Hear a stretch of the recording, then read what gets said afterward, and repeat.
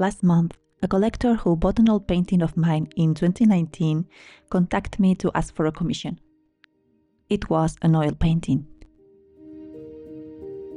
I had been away from oil paints since 2020, so I had to get back to them.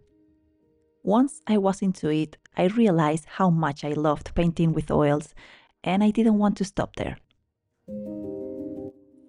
During that time, I also saw an interview with an artist, whom unfortunately I don't remember the name of, who said that what you should enjoy the most about painting, the most important part, was the process. That got me thinking, because I really like the results of my abstract paintings, yet I enjoy the process of oil painting much, much more.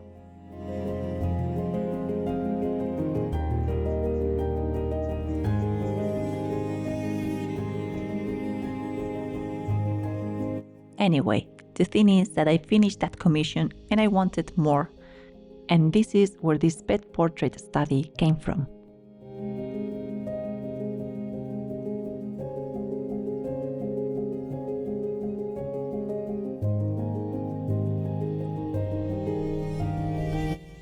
What I really liked about this handsome Dalmatian was his calmness.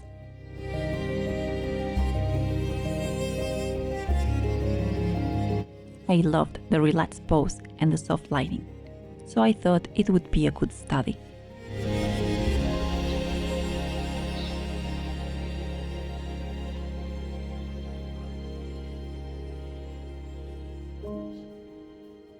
I started painting the darkest values first, using Rembrandt Ivory Black. For the mouth, I also used English red.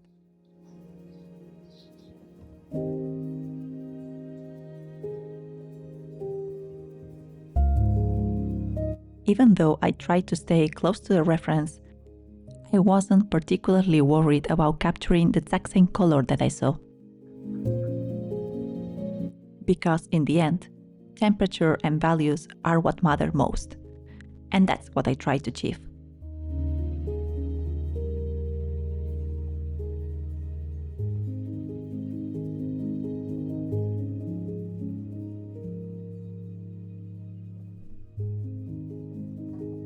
It's a pretty color-contained portrait, kind of dull even, which is not necessarily a bad thing.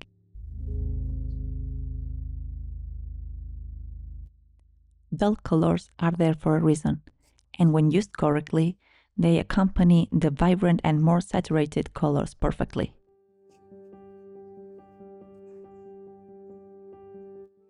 As can be seen in the video, this study was made on paper, a 300-gram watercolor paper, to be precise.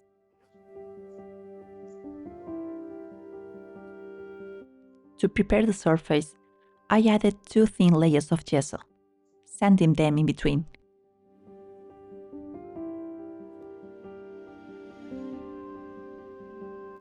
I chose paper simply for 2 main reasons. 1, it's easier to stock, and 2, I already had these watercolor papers in the studio and didn't know what to do with them.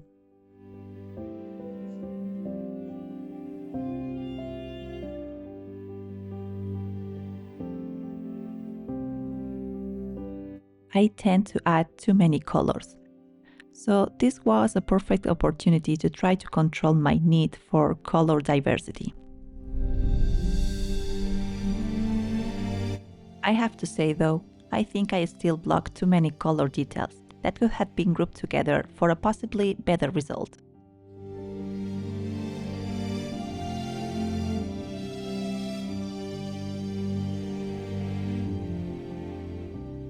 What can I say? My eye tends to go directly to the details and see dozens of different colors in a single shadow spot. And then I try to capture all those colors without much success. Because it is precisely what is not seen or what is missed and simplified that gives a painting its core and strength.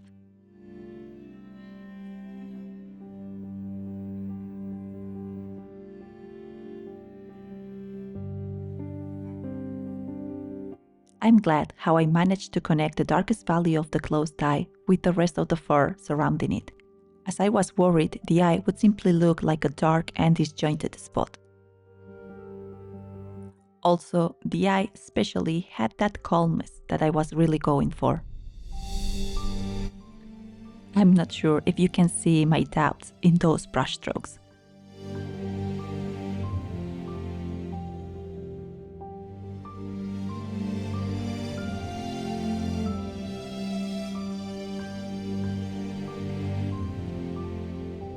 Another of my weak points is the use of too small brushes. I could convey so much more with bigger brushes, adding more personality and avoiding unnecessary details. Yet I still find myself leaning towards smaller brushes. This is something that I definitely want to improve in my future paintings.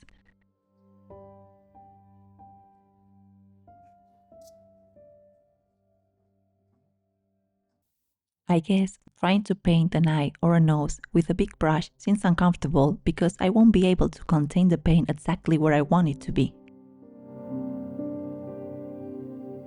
But this is a good thing. It makes you able to mix and smoothen the painting, avoiding those ugly strong jumps in values that occur when you try to paint things individually.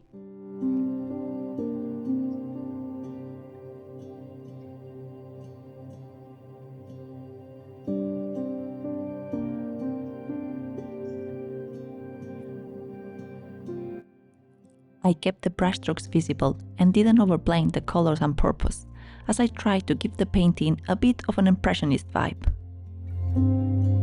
I don't think I'm quite there yet, since it's something pretty new to me. But it was a very fun try, and I'm very happy with the result.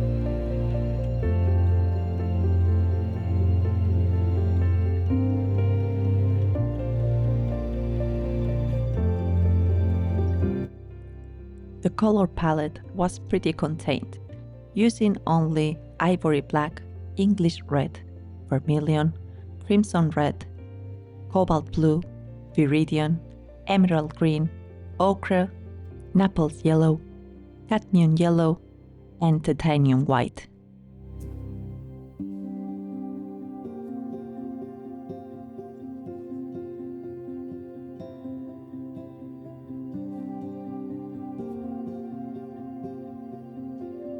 The whole painting was made alla prima in roughly 2.5 hours.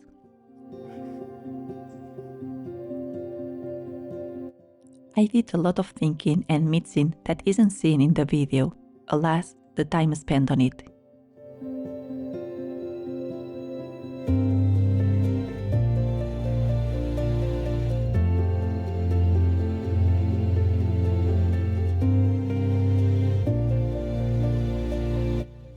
Painting the lightest parts and adding the white feels like a reward you leave until the end. We could say it was my favorite part to paint.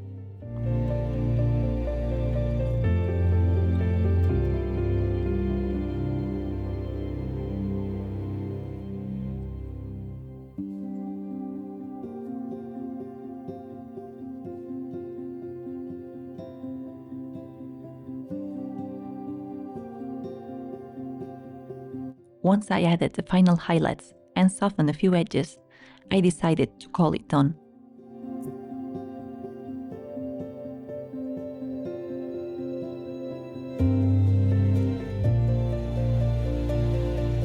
Doing this painting reminded me of how much I missed this quiet, focused feeling of working in oils and trying to capture something from the real world and splash it into a painting of its own.